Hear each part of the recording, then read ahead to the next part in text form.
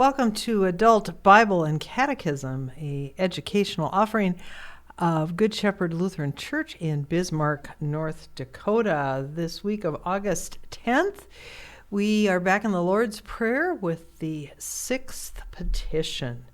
So as we approach this petition, this is the petition about the trial.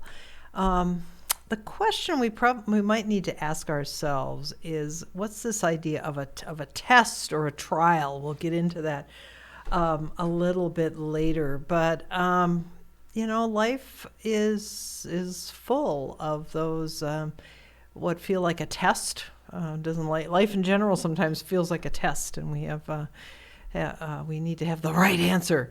But sometimes there are multiple answers, and we have to pick the maybe if we had a little fun here, we could say the trail. Trial could also be a trail. Which path it is we're going to take. So let's dive into this one a little bit here. So the Sixth Petition deals with save us from the time of trial.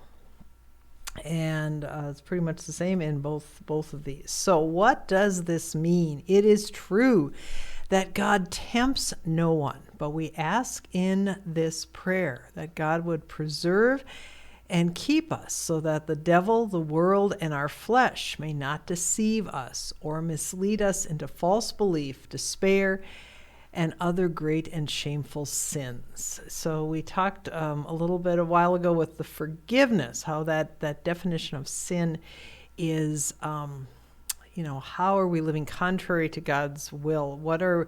How are our actions helping others, or are they more self-centered?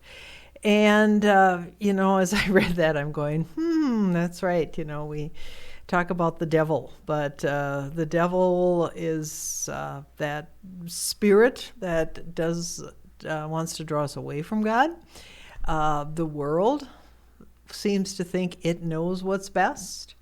And then getting up close and personal, our flesh, we often are thinking to ourselves, we know what's best for us, we know what's best for everybody else, but keep in mind, maybe one of the questions, the tests we need to put against these trials is, are we really deceiving ourselves? Is this an excuse for something else?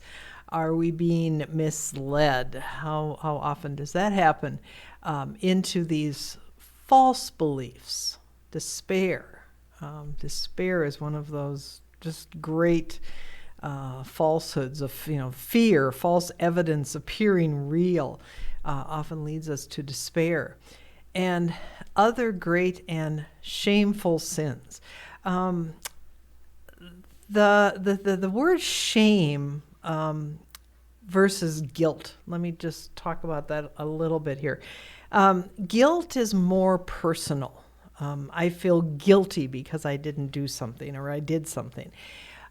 Shame is how that then reflects upon other people. Some cultures are more shame-based, where your actions not only reflect upon you, but they reflect upon other people. So if our actions as Christians are bad, that reflects then upon other Christians. And how many times have you gone, I'm not that person, but the actions of another person affect how people perceive you.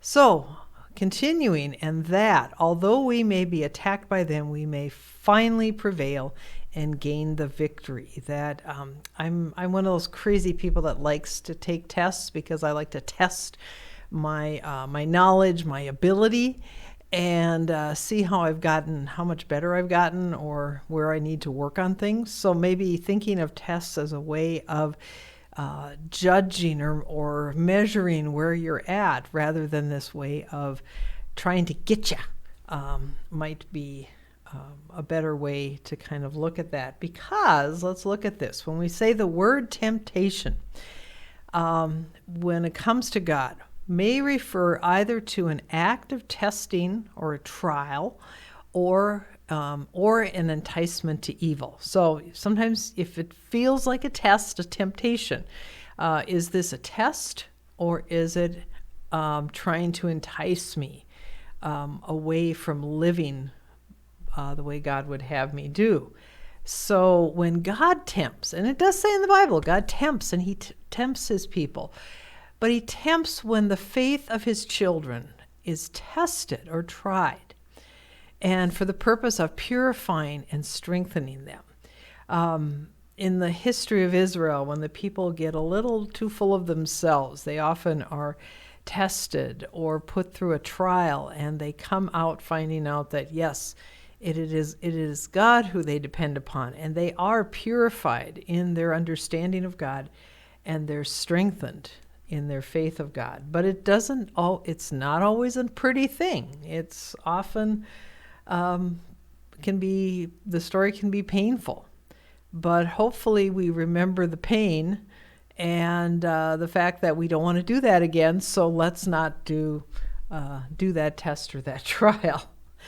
So our balance in life, if we think of evil, look at the word evil. In English, if you turn that around, it says live, right? So living contrary to God's will is what evil is defined as. And sometimes we do have those times in life where we hit those forks in the road, those places that we're not quite, it seems like we're being pulled either way.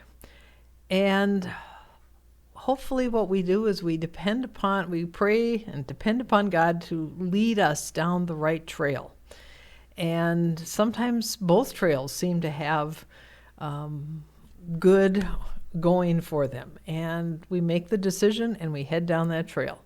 And we don't turn back. We keep going and look ahead to see where God is guiding us. So hope this helps give you a little more reassurance and some more tools in how to address those issues in your life, especially when you are reminded when you pray this petition. Have a great week, and we'll talk to you soon. Take care.